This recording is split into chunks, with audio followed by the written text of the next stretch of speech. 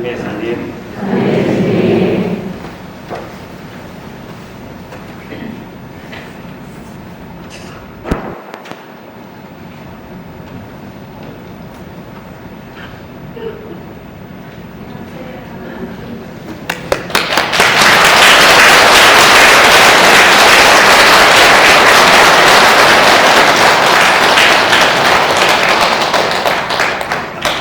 제가 잘하는데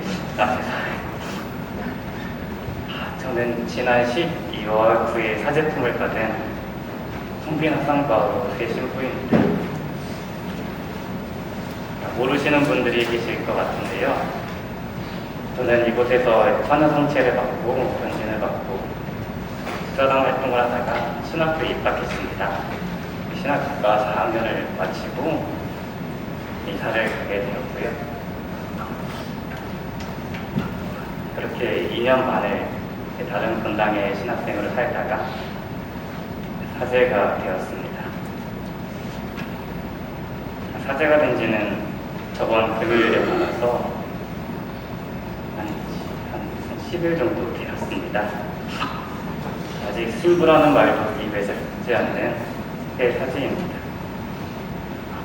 그래서 주인 신부님이신 이규성 신부님처럼 삶의 경험에서 우러나오는 강론도 하지 못합니다. 다만 제가 지금 드릴 수 있는 것은 막 사제가 된 새 사제가 가지고 있는 첫 마음밖에는 없을 것 같습니다. 그리고 저는 그 첫 마음을 거저 받았으니 거저 주어라 라고 예수님의 말씀을 빌려 표현해 보았습니다. 저는 거저 사제가 되었기 때문입니다. 저는 어릴 때부터 말 잘 듣는 학생과는 거리가 멀었습니다. 말썽도 참 많이 부렸습니다. 예전에 여기가 이 주차장 공사하기 전에는 파져 있는 마당이었는데요.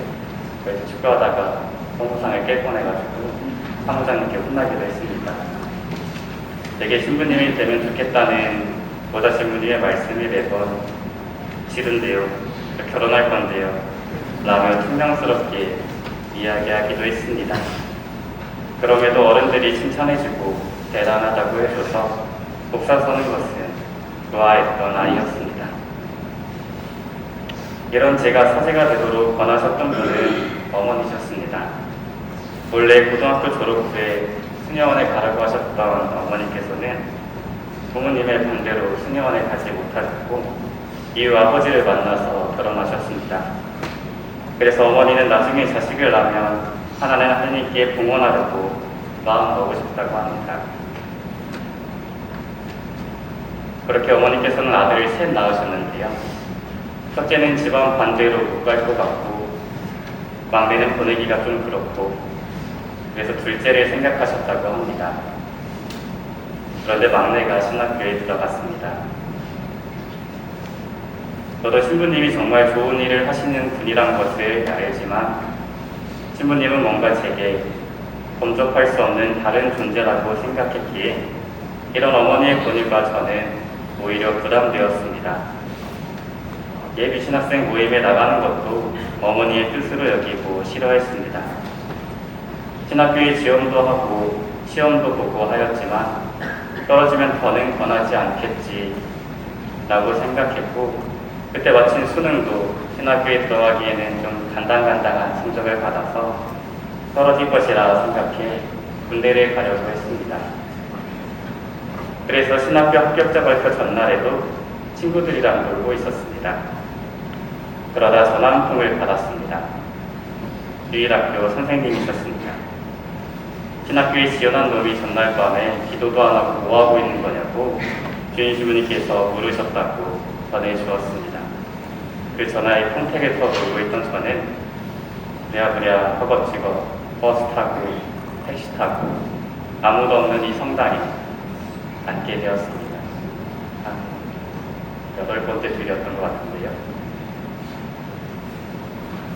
하지만 기도하라고 앉았지만 뭘 해야 할지 몰라서 그냥 멀뚱멀뚱 십자가만 바라보았습니다. 그때 처음으로 성당에서 울었습니다. 오늘이 몇 번째인지 모르겠는데요. 그때 처음으로 성당에서 울었습니다. 한참을 십자가를 바라보면서 빌었습니다. 신학교에 합격하게 해달라고, 합격하면 제가 꼭 신부님 되겠다고 빌었습니다. 그리고 다음날 합격했다는 통보를 받았습니다. 저는 이 사건으로 두 가지를 알았습니다. 하나는 제가 정말 신부님이 되고 싶어 한다는 사실을 알았고, 다른 하나는 하느님께서 제 기도를 들어주셨다는 것을 그때 알았습니다.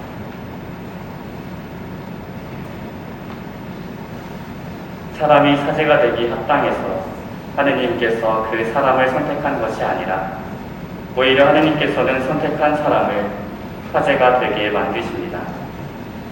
말도 잘 안 듣고 기도도 안 하고 공부하기도 싫어했던 그 아이가 신학교 교육을 마치고 이곳에 있을 수 있는 것은 모두 하느님의 은총입니다. 저는 사제직의 삶을 거저 받았고 이 삶을 하느님과 이웃들에게 나누며 살고 싶습니다. 이게 저의 첫 마음이고 이걸 잊고 싶지 않아서 서품상본에 그때 보면서 기도했던 대단의 십자가를 담아 보았습니다. 지금은 바오로울에 있는 걸로 알고 있습니다. 예전부터 종종 주일학교 아이들이나 목사단 친구들에게 농담 반, 진담 반으로 이런 이야기를 한 적이 있습니다. 박사님이 신분 되면 그건 기적이니까 꼭 하느님 믿고 건강 열심히 다녀야 된다. 기적이 멀리 있는 줄 알았는데 꽤 가까이 있었음을 요즘 자주 느낍니다.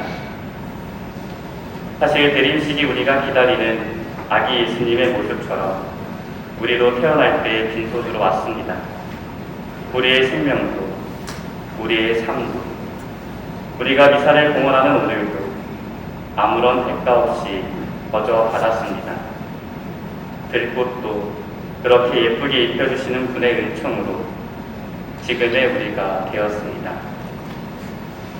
잠시 침묵 중에 지금까지 우리를 돌봐주신 주님의 은총에 감사드리며 이어지는 성찬 전례를 준비하도록 합시다.